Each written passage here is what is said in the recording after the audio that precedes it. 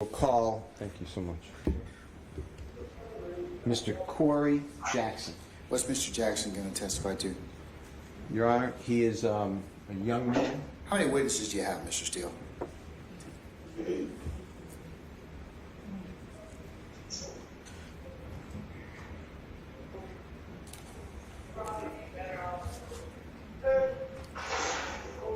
Six, Your Honor.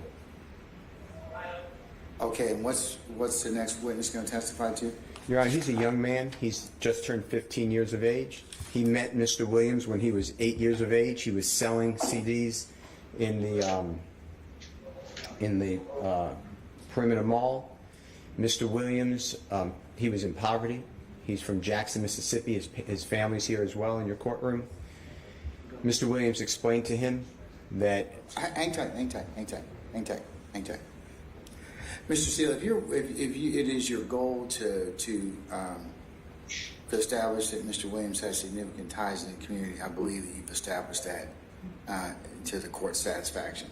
Not that I don't want to hear your witnesses, but it's cumulative at this point in time. I mean, if that's the purpose of these next witnesses, unless they go to some other bond factor, you know, I'm kind of really at this point in time, I'm not really interested in hearing from him at this point. Well, he goes more to a different factor, Your Honor. And what is that? Danger to the community, which is what I thought the state is arguing. Okay, all right. If he's going to danger the community, all right. Come on up, young man. Please approach the witness stand. Once you get there, if you'd be so kind and turn face Deputy Talton to be sworn as a witness. Hold stand up before you. Okay, go ahead. You raise your right hand. You swear in front of the testimony I will give the court the truth, the whole truth, and nothing but the truth, so Yes, sir. you can take a seat. State and spell your first and last name. Corey Jackson, COREYJACKSON. Good afternoon, Mr. Jackson. Thank you. Good afternoon to you. It's up to the court, and it's also up to you if you want to take off your mask with the Honorable Court's permission. If you want to keep it on, you absolutely keep it on. Okay. Your choice, young man. I'd like to take it out then.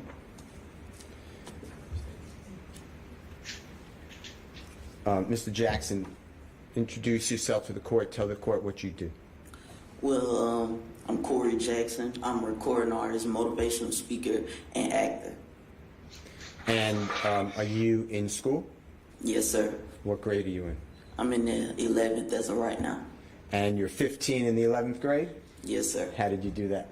Well, I'm homeschooled, and I stay up on my studies, and I work on that. Do you remember meeting a gentleman named Mr. Jeffrey Williams? Most definitely, yes, sir. Do you see him on this Honorable Court's Zoom screen? Yes, sir. And how did you meet Mr. Williams? Well, the first time I ever met him was in the mall. It was in the Cumberland Mall. I was probably 8 or 9 at the time. I had first met him with my music, and I approached him, and I didn't know who he was. But later on that day, after I had met him, I found out who he was as far as an artist, and I found out more about him. And then when I really met him and we made the connection, made the bond, was later on when I was like 10 or 11 years old at the time. And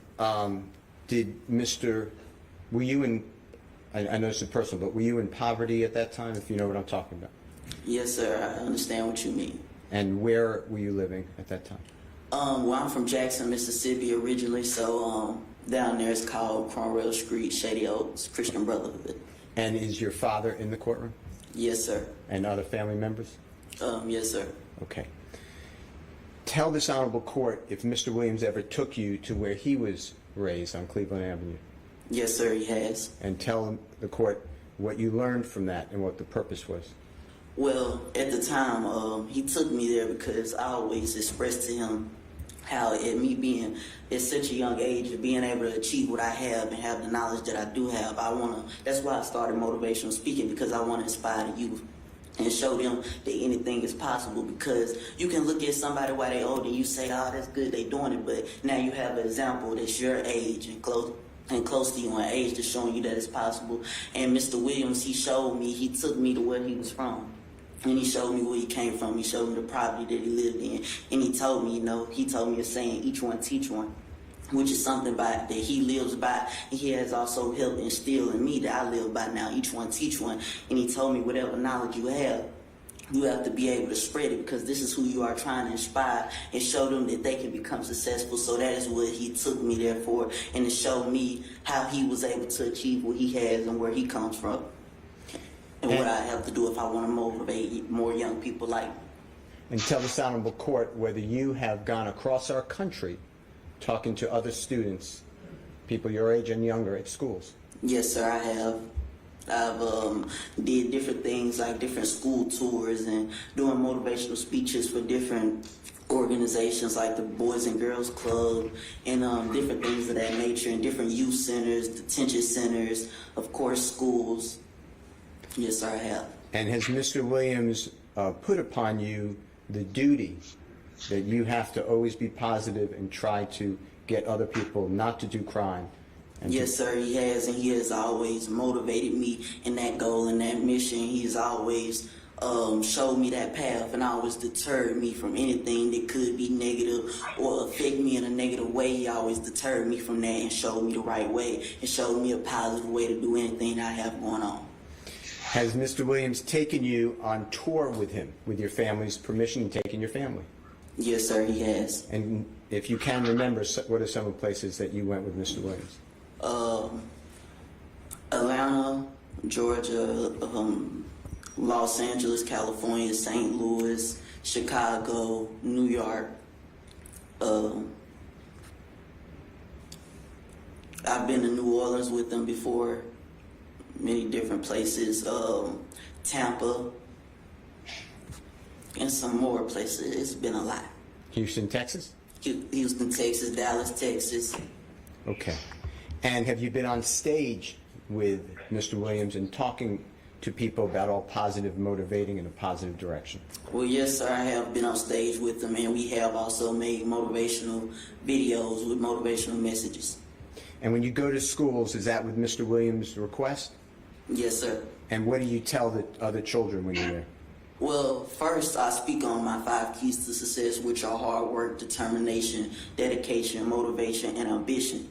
And I show them how you can utilize, if you are utilizing these 5 keys to success, how you yourself can become successful. And that is also what he helps and he sponsors me with. And when I go through the schools, I also speak on things that aren't at this stage in life taught, because while you're in school, you're going off of your report card. But when you get out of school, you're going to go off your credit report. And that's why I also teach and speak on financial literacy. Mr. Jackson, did you ever have conversations with Mr. Williams about your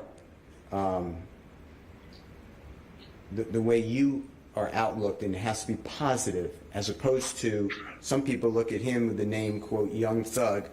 Does he ever explain to you that not to do that? Well, actually, we have had conversations, and he has been very vocal about not liking the image that is associated with the name Young Thug, because whenever you picture that, you assume, he's a thug. And that's why we have talked, he has discussed with me how he would like to reevaluate and reshape his image into his name, Jeffrey, and how he would like to go forth with that being his name, and that's what people associate with him, Jeffrey, instead of the image of a Young Thug. Is it Mr. Williams' communications with you that he wishes that people do not do drugs or alcohol or be a danger to the community? Yes, sir. He has expressed that to me, and he has also expressed that to many others. And does he use you as a lightning rod to express it to other people? Yes, sir, he has, and he still does. What is YS? Are you a member of YSL? Well, I'm not signed to the label on papers. What is YSL to you? Well, to me, YSL is a family. To me, YSL is, ever since I first met him, it's been all love, all respect, and it has been pure. And for me, when we spoke on it, other than, the name of the label, Young Stoner Life Records, I told him my YSL means Young Successful Life, because that's something that he has created. He is a young successful man himself, but also he is helping more young men and young women have successful lives, such as myself, for example. And that's why my YSL stands for Young Successful Lives, because that is what he has done, and that is what he is now creating and showing and putting into the community.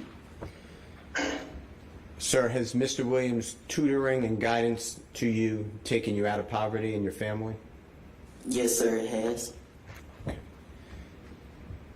Has Mr. Williams ever asked you for a nickel? No, sir, he has never asked for no profit or proceeds from anything that he has helped contribute with. Never. Your Honor, with the court's permission, Ms. Edwards has a very short video that relates to Mr. Jackson. Okay, what's it supposed, I mean, he's testified here, so it's kind of like, so. It'll explain background. I don't see the dangerousness in this, Mr. Steele. I mean, he certainly, he buttresses again what I have indicated earlier, which is he has significant ties. He's helped a number of people in the community. But I don't see the danger of the community that you promised me from this, from the testimony. He's the or opposite. proffer. I think that my promise is good. Mr. Jackson is saying that the entirety of Mr. Williams' desires is that people do not commit crime, do drugs, do violence, and to stay in school. That pinpoints the whole danger community is risk of crime, risk of committing crime. He's doing the exact, Mr. Williams through, along with Mr. Jackson, diametrically opposed.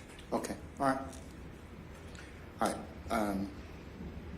But this video, you want to show me, how long is it? 2 minutes. And what's it going to show me? It'll show you Mr. Jackson on The Ellen Show. It'll show him on CNN. It'll show him interacting with Mr. Williams, interacting at schools, just to give you an idea of how this message is all across the country. I think he's testified that more significantly. I mean, I'll accept the video as proof of that, further proof of that particular issue, but I think Mr. Jackson here has well articulated that issue. Okay. Okay? Then I have no other questions for Mr. I want to thank you so much for being here. Thank you, sir, and thank you, Your Honor, for allowing me the time to come and speak. Oh, you're very welcome, young man. Any questions, Mr. Geary? No, sir. All right, young man, you can step down. You can seat in the gallery if you like.